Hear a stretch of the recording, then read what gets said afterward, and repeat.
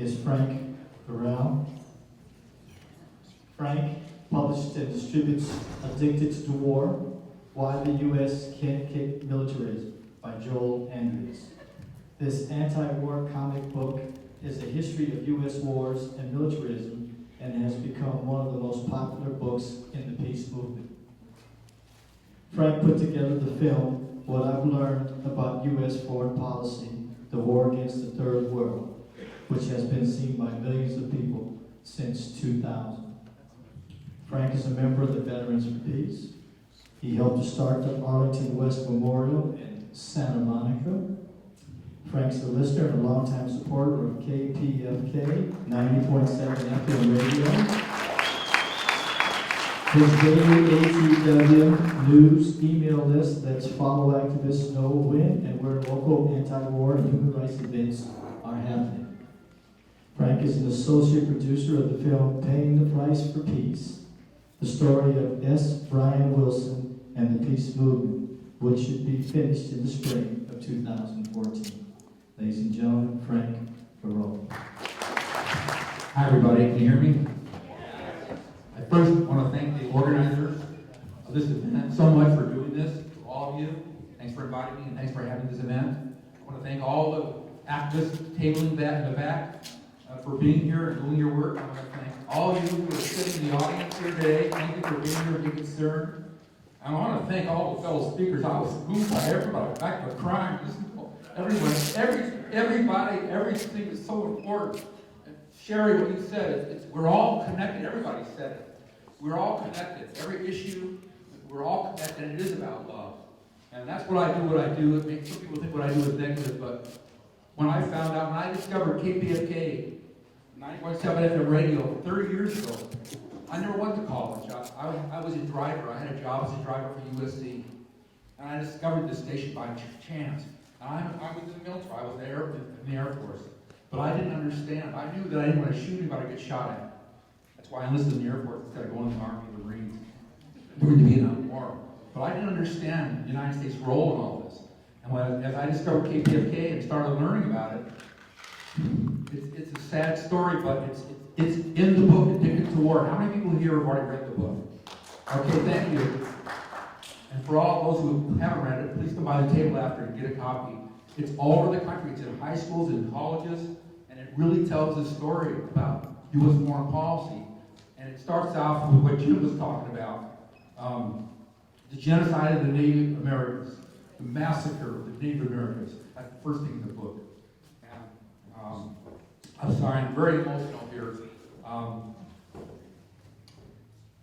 What I found out, the first thing I found out was in the early 80s, and it was at the time of the U.S. involvement in Nicaragua.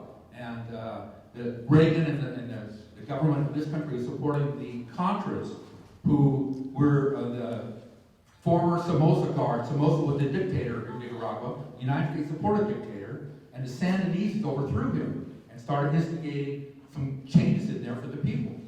And the Contra War, which Reagan called, it's in our book here too, Reagan called the Contras the founding equivalent of our founding fathers. They were the terrorists. They were killing the people in Nicaragua. And that's what, and then as I continued listening to KPFK and learning and listening to more speakers and hearing about this, it wasn't just Nicaragua, Salvador, Guatemala, but it's Korea, Vietnam, and then recently Iraq and Afghanistan. The United States goes into these countries and saying we're fighting for people for democracy and freedom, but it's the opposite. It's Orwellian. We're not doing that. The United States is there because it's the biggest business. And the business is a really terrible business because it kills people. It kills tens of millions of people, and it kills our own soldiers, like Nadia's son, and like Cindy's son. I know so many of these parents whose sons died in Iraq. They're victims too.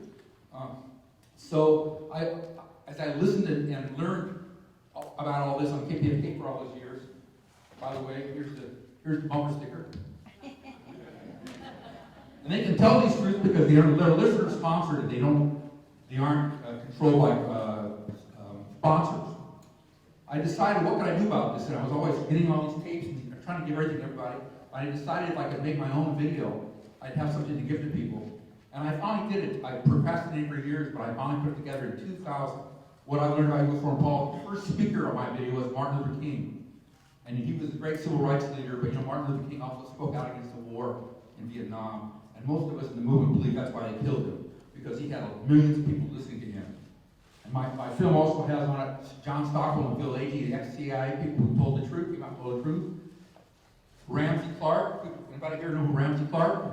Former Attorney General of the United States, who is a major truth teller now. Amy Goodman. Amy Goodman is on my film. Amy Goodman is the biggest person in the alternative media in the United States. She's on KPFK every day at 6 in the morning, repeated at 9. But she's on over 1,000 stations. She may reach 2 million people a year. And anyway, I could go on about it. And the last speaker of my film is S. Brian Wilson, who was here with me a couple years ago, I think in 2011, and he did a workshop. And I'm working on the film we're making about Brian. He's on my video here. And Brian's book, Blood on the Tracks, The Life and Times of S. Brian Wilson. For those of you who don't know the story, Brian went to Vietnam in 1969 as a Republican, right-wing, conservative, anti-communist. He believed in the American dream. He was all the athlete, top of his class student. He went to Vietnam as an officer, and he witnessed in 1 week over five villages, probably he estimates over 700 people in Vietnam, all killed by U.S. bombs. There was no soldiers, there were no weapons. They were women and children and old men. And Brian had his epiphany in 1969. When he spoke out, nobody wanted to listen because people don't want to hear this. I heard about Brian in 1986 when he was fasting to 3 other veterans in front of the Capitol building against U.S. foreign policy in Central America. They fasted for something like 43 days. It's called the Veterans Fast for Life. They finally stopped because one of the veterans was almost going to die. I became friends with Brian. He's on my film here, and we're making this movie about him. But it's going to come out this spring, and pay attention to that. When it comes out, it's going to be a great film. I got involved with the book. I'm sorry if I'm rambling. I'm just nervous here. I got involved. I found this book by Joel Andreas. He wrote it in 1992. It was after the first war in Iraq. And I ordered it, came in the mail. And it's just this great book. For all those who've read it out there, it's readable. It tells the story. It's narrated by the mother and son. It's got 161 reference footnotes to it. All the quotes are real, and it's in schools and colleges all over the country. My daughter, our 19-year-old daughter, went to Culver City High School, and 3 teachers in her school used the book. And when I went on her senior year, when I went to back to school night, her sociology teacher had a copy of this book on every desk, which is pretty amazing. Because when I was growing up, nobody could bring a book like this into school and talk about these kind of things. So even though our country continues to be addicted to war and continues to be killing people and polluting the planet, there is more awareness now. There is more. And people are now, they actually are against it. I've tabled all over the country with these books, the film, and my banner, you can see in my table there, says, "Is America addicted to war?" And I used to get a lot of people who want to argue with me and stuff, but nowadays people say, yes, America is addicted to war. But unfortunately, a lot of people say, but you can't do anything about it. Well, we're all here knowing that we can do something about all these issues. They're all connected. War, the environment, poverty, homelessness, it's all connected. And it is about global battle, rich versus poor. And it does involve racism. And we are all one, but Jim said we are all one. And we have to know that. And treat each other as all human beings and stop all this. We can do it. We're people. Why does this have to continue?